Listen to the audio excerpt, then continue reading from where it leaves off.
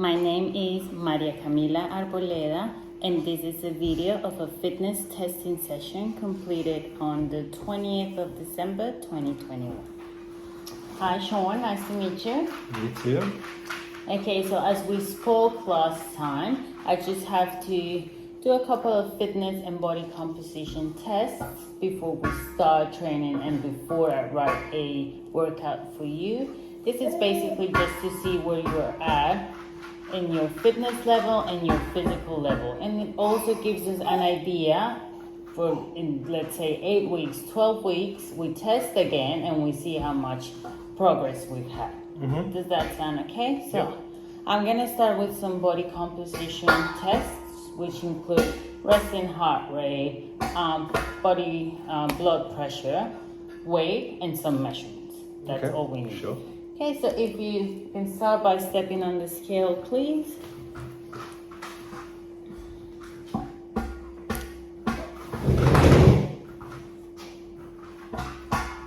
Okay, 101 close.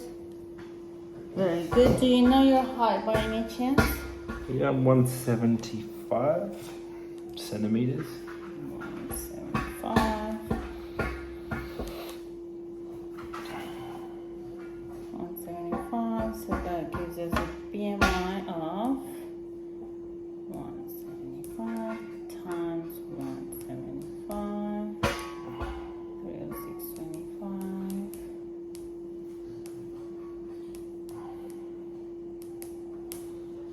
32. Okay, it's a bit high, but I know your main goal is to lose a bit of weight, so we're right on track, right? That's gonna improve in 8 weeks, so we are not gonna worry about it just yet. Okay.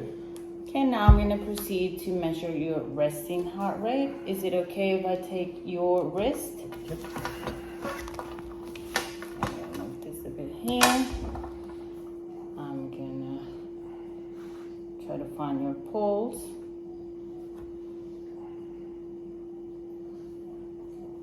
Okay, I can't find it. There it is.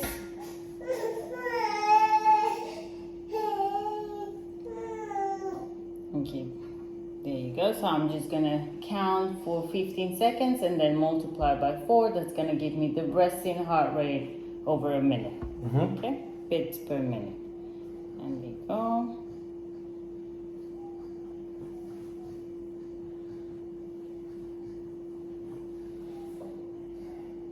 Okay, that's 12 times 4. That gives me, 15 times 4, 60, which is a really good resting heart rate. That's good.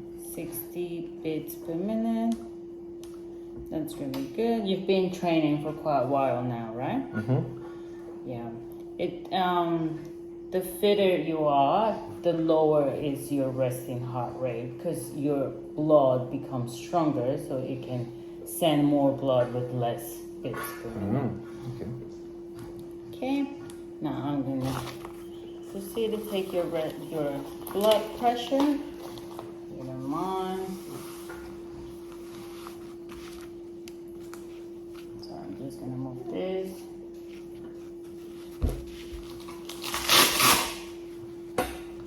Feel okay? Mm-hmm. This might take a while. It's not as quick as the one you have in the doctor's office.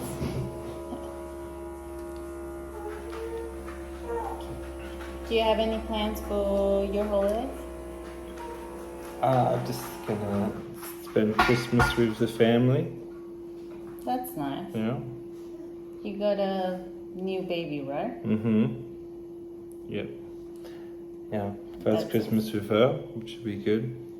Hopefully. Do you have a big family? Yeah, they're coming up from New South Wales actually Oh, for that's Christmas. nice. Right in time for opening borders. Mm-hmm. Yeah.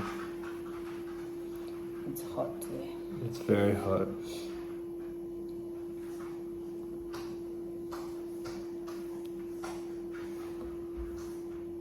No, getting there.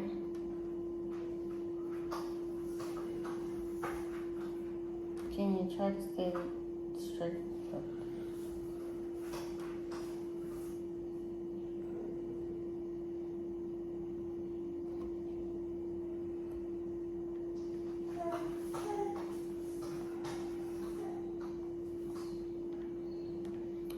See.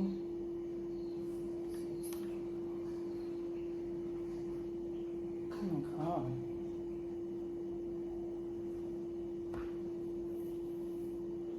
It's going really well. Okay, it's way.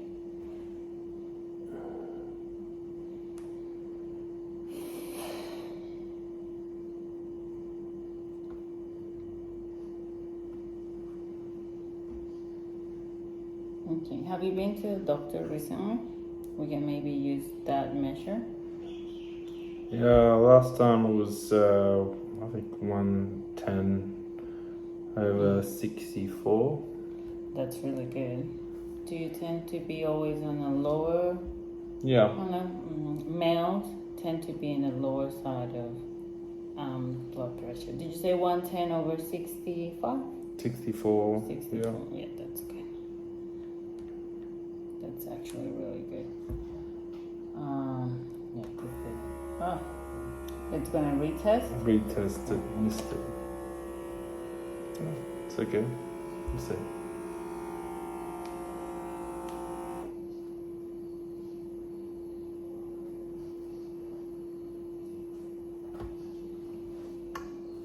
So we're just gonna stick to your doctor's blood pressure measurement since mine didn't really work. It's a very good blood pressure, nothing to worry about. Is it okay if I now take your waist and hip measurements? Yep. Okay. If you don't mind standing up. Sorry. We got a baby here. Okay, I'm just gonna measure around your waist if you don't mind lifting your arms. Yep. Here. Button. That's 103 centimeters. And now I'm gonna measure your hips.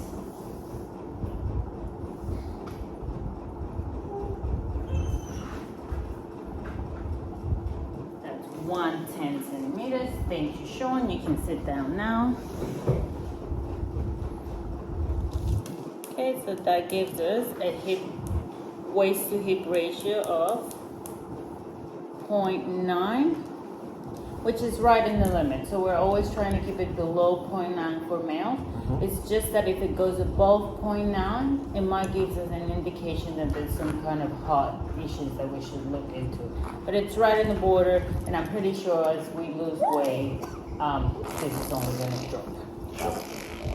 So now we're gonna move to some flexibility tests. I wanna see where your joints are at the moment. I know you've been training for a while, but you've told me that it's kind of just bodybuilding. Yeah. So I wanna see where your flexibility is at. Okay. Okay, Sean, so now we're gonna start with a bit of mobility test and flexibility. As I said before, we're gonna start with the Thomas test. This one is gonna look mainly at your hips and your knees flexibility. So I want you to start by laying down on the bench facing up, as close to the edge as you can. I'm gonna hold the bench for you. If you can be closer to the edge a bit, that's perfect. Now you're gonna hold your knees close to your chest. Allow your pelvis to rotate until you feel comfortable. Very good. And now you're gonna lower just one leg and just let it dangle over the bench. Very good. So here we're looking at the angle of your knee. So we are basically looking, ideally it would be a 90-degree angle, but we can see here in Sean is a bit above, below 90 degrees. I would say around 75, 80, which is not bad. Ideally, we're looking at 90, but again, 80 is not that bad. It's just a bit restricted. Now we're gonna swap legs.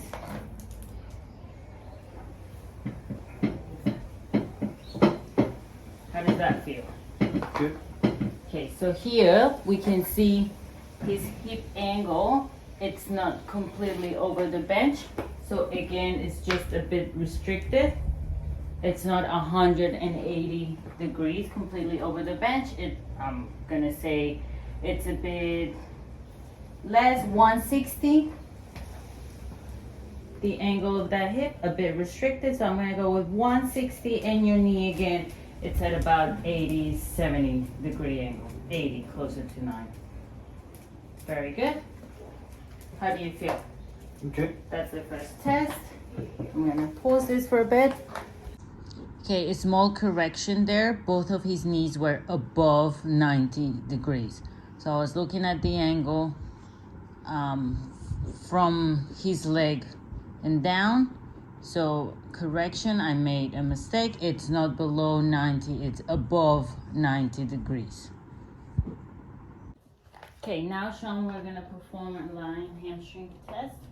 So as the name says, we're gonna test the flexibility of your hamstring. So if you can lay down on the bench facing up as far as you can. I'm gonna hold this for you. A bit further so all your legs are supported on the bench. Very good. Try to relax your back. And now with a neutral spine, I want you to lift one leg, keeping your knee extended and your foot relaxed. Very good, as far as you can. Very good. That's actually really good. We're usually looking around 80 degrees in normal flexibility range, and that's really close to 80. I would say about 70 degrees. Can you try your other leg, please? This one has a bit more range of motion. It's exactly an 80. Really good, Sean. Thank you. Okay, Sean, now for this test, we're gonna measure your shoulder flexibility. So I want you to raise both arms and put them over your head. Try to keep your elbows straight and as close to your head as you can. Very good. Lower your arms as much as you can. That's actually really good. 180 will be the maximum range of motion in this case, and this is really close. It's about 170. I'm just gonna look at your other arm, which I have the feeling it's a bit above. Yes. So this one is probably 150, whereas this one is 170, which you have more range of motion on this one. So I'm just gonna write that one down. Your right was 170, whereas your left was 150. Other way. Oh, sorry. 170 and 150. But that's really good.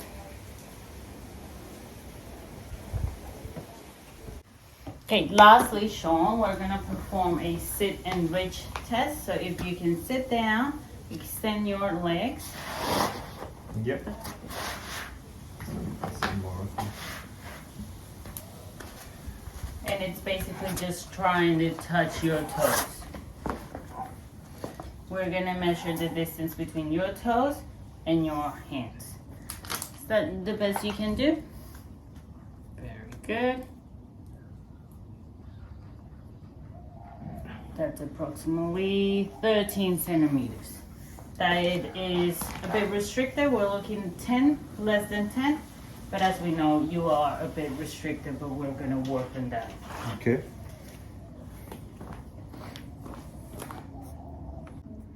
Okay, Sean, so now we're gonna measure your muscular endurance by a push-up method. Okay, so we wanna see how many push-ups you can do, keep it correct form. Okay. So you can choose, usually males do it on the toes. You can choose if you wanna do it on your knees. And you go down as close as the floor as you can. Maintain a good alignment. 3, 4, 5, 6, 7, 8, 9, 10, 11, 12, 13, 14, 15, 16, 17, 18, 19, 20. That's good, Sean. That's good. So we got 20 in a male for a range between 30 and 39. That's actually good. It's good. It's not excellent, but it's good. Okay. Good. Really good. Okay, Sean, so now we're gonna perform a test called the Queen's College Step Test. It's basically gonna tell us the consumption of oxygen that your body's doing throughout exercise. Okay? So it's basically you're gonna use this chair as a step up, and I want you to follow the beat, and each beat is up, up, down, down, up, up, down, down, and I want you to keep that for 3 minutes. Okay. When we finish 3 minutes, yeah, you can try. When we finish 3 minutes, you sit down, we wait 15 seconds, and I measure your heart rate. Okay? I'm just gonna start over here. If you feel like you can't breathe, like you're struggling, we can stop the test. Okay. Okay, this is the beat you're gonna follow. Okay, if you can face the chair, I'll tell you when to start. 3, 2, 1, go.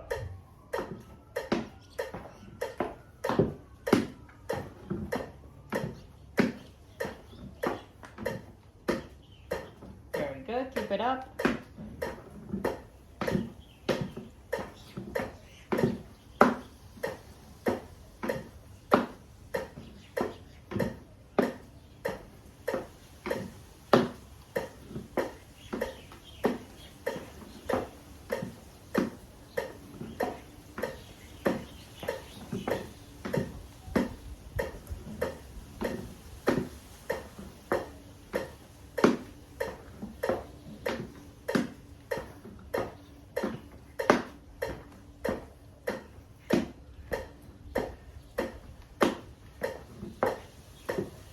Feeling good? Keep it up. 2 minutes. Very good. You're doing very good. This is gonna tell us how much oxygen your cells are actually consuming. Keep it up. Very good. Hey Sean, how does that feel after 3 minutes? Very tired. Very tired. That's okay. So I'm just gonna measure your heart rate. I can use this watch.